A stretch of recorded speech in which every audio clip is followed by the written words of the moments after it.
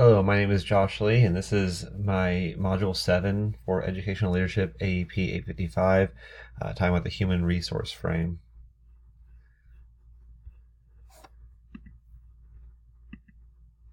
So the first thing is just what is a human resource frame, and we had our video to watch over this, but just making some notes here. First of all, this is a frame where it's focusing on the people and the idea that the people are your most important resource. So they should be a major focus for you. It's treating the organization as more of a family. Then putting an emphasis on basically the people needs, things like supporting staff, empowering your personnel, whether that's through like distributed leadership or however you find to empower personnel, improving your staff, so staff development, professional development and professional learning for your staff, and then building in teamwork amongst the people that work there. This frame, you're trying to align what the needs of your people are and their vision along with what the organizational needs are and that's vision. So when you can align those two things and get them working together, that's ideal for your human resource frame.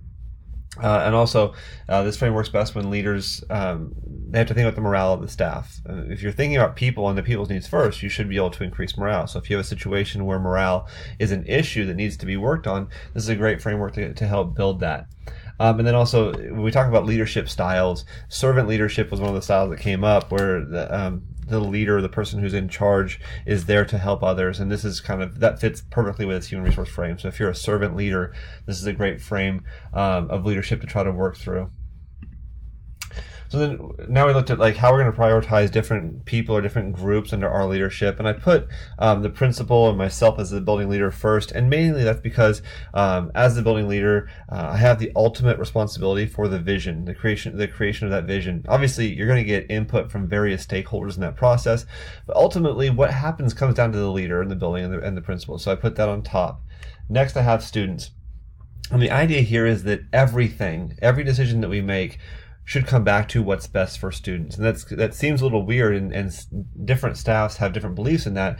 But as we go on through this, you'll see like what we do has to come back to students and what they do. So my next level is teachers and paraprofessionals, and I put that next because they are the next group that's directly involved with students. They're the ones who are in the trenches every day with kids in their classrooms, working with the students.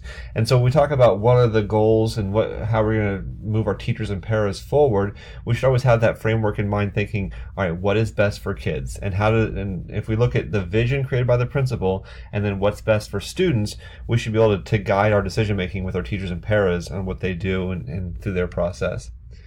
Next, I have office staff, maintenance personnel, custodians, cooks. Again, this is a place where it gets a little weird because these people don't necessarily always consider themselves part of the educational process. They work at a school, they're paid by a school, but they don't always see themselves as part of that process.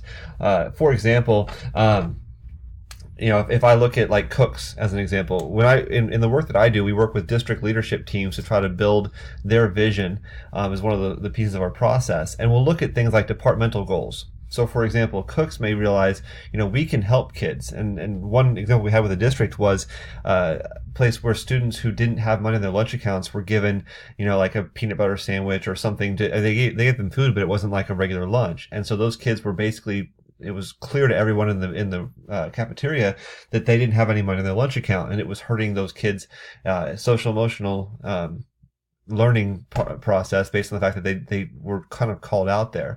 And so the cooks realized that they could be part of this process and help. And so that department worked on, well, how are ways that we can get these kids a lunch, still trying to collect our money, but get these kids a lunch, and so we aren't crushing those kids. And so when we get this level right here, the office staff, the maintenance personnel, the custodians, the cooks, to realize they're part of the educational process, we can really improve things for all of our kids when they start setting goals to help out students. Next, I have parents, and obviously parents are hugely important, and nobody in this entire pyramid is not important. It's just when we look at what we can control in our building, we want to control those things first, and then we're gonna look outside the building then as well. Like, how can we help parents to better prepare their students for school, to help guide their students towards what we're looking for in our district, in our building vision, mission, our core beliefs, and how do we get that going in the same direction? So we do want to look at parents and what can we do to help out? How can we support families? but we just know that that's something that we have less control over as well. And that's kind of the same thing with the last step, the alumni and community, that we want to have the community support. We want to have community buy-in to our schools. We just have less maybe direct influence on that right away. Versus the things that are in our building that we can control every single day. And so that's kind of the way I would line things up, and keeping in mind that everything we do has to be focused around improving student learning. How do we make things the best for our kids? And so when we set goals for departments, we set goals as a building, as a district, we really want to look at, are we doing what's best for our students? Thank you.